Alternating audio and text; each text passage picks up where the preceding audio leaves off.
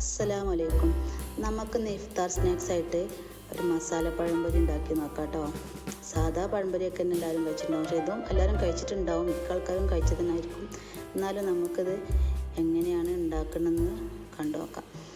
ഒരു പാത്രത്തേക്ക് മൈദപ്പൊടി ഇട്ടെടുക്കുക. മൈദപ്പൊടി ആണ് കൂടുതലിട്ട് 2 സ്പൂൺ അരിപ്പൊടി, പിന്നെ കുറച്ച് കോൺഫ്ലോർ ഇട്ടെടുത്ത്, കുറച്ച് ഉപ്പിട്ടെടുത്ത്, മഞ്ഞൾപ്പൊടി, എന്നിട്ടൊന്ന് മിക്സ് ചെയ്യുക.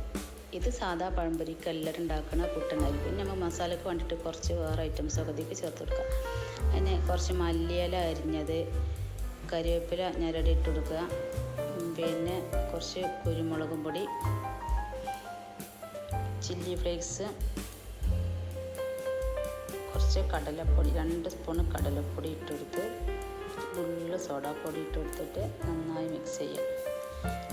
ആവശ്യത്തിന് വെള്ളം ഒഴിച്ചിട്ട് കുഴച്ചെടുക്കുക. അങ്ങനെ കട്ടയൊന്നുമില്ലാതെ നന്നായിട്ട് ഇളക്കി യോജിപ്പിക്കാം കേട്ടോ. ലാസ്റ്റ് കുറച്ച് പഞ്ചസാര ഇട്ട് കൊടുത്തിട്ട് ഒന്ന് മിക്സ് ചെയ്തതിന് ശേഷം നമുക്ക് അത് റെസ്റ്റ് ചെയ്യാനായിട്ട് അങ്ങോട്ട് മാറ്റിയേക്കാം. നമുക്ക് പഴംപൊരി ഉണ്ടാക്കാനുള്ള പഴങ്ങളൊക്കെ ഒന്ന് കഷ്ണങ്ങളാക്കി എടുക്കാം. പിന്നെ ഒരു പഴം എടുത്തിട്ട് ഞാൻ പകുതി മുറിച്ചിട്ട് അതിന് സ്ലൈസ് എടുക്കാം കേട്ടോ. അത് നല്ല തിക്കല്ല, എന്നാലും നല്ല നൈസായിട്ടുള്ള എല്ലാവരും മീഡിയം പാകത്തുള്ളൊരു കഷ്ണങ്ങളാക്കി എടുത്ത് നമുക്കത് പഴംപൊരി ഉണ്ടാക്കാം. അങ്ങനെ കടുപ്പത്തൊക്കെ തീ പിടിപ്പിച്ച് ചീനിച്ചട്ടി അടുപ്പത്ത് വെച്ച് ചൂടാക്കി അതിലേക്ക് ഓയിൽ ഒഴിച്ചെടുത്ത്, ഓയിലൊക്കെ നന്നായി ചൂടായിട്ട് ഞാൻ മാവിൽ മുക്കിയിട്ട് ഓരോ പഴത്തിൻ്റെ കഷ്ണം ഓയിലേക്ക് ഇട്ട് കൊടുക്കാം. ഒരു ഭാഗമായിട്ട് മറ്റേ ഭാഗം മറിച്ചിട്ട് കൊടുക്കുക.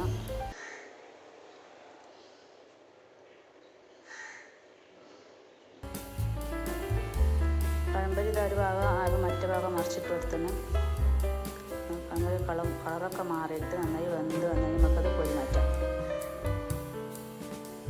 പിന്നെ അടുത്ത ട്രിപ്പ് നമുക്ക് ഇതുപോലെ കൊടുക്കാം. ഈ വീഡിയോ കണ്ടുകൊണ്ടിരിക്കുമ്പോൾ സബ്സ്ക്രൈബ് ചെയ്യാത്തതുണ്ടെങ്കിൽ സബ്സ്ക്രൈബ് ചെയ്തിട്ടൊന്ന് കാണണം കേട്ടോ.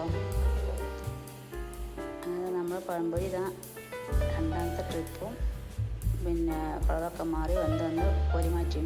ഇതുപോലെ മുഴുവൻ പഴം വെച്ചിട്ട് പൊരിച്ചെടുത്ത് കഴിഞ്ഞു കേട്ടോ.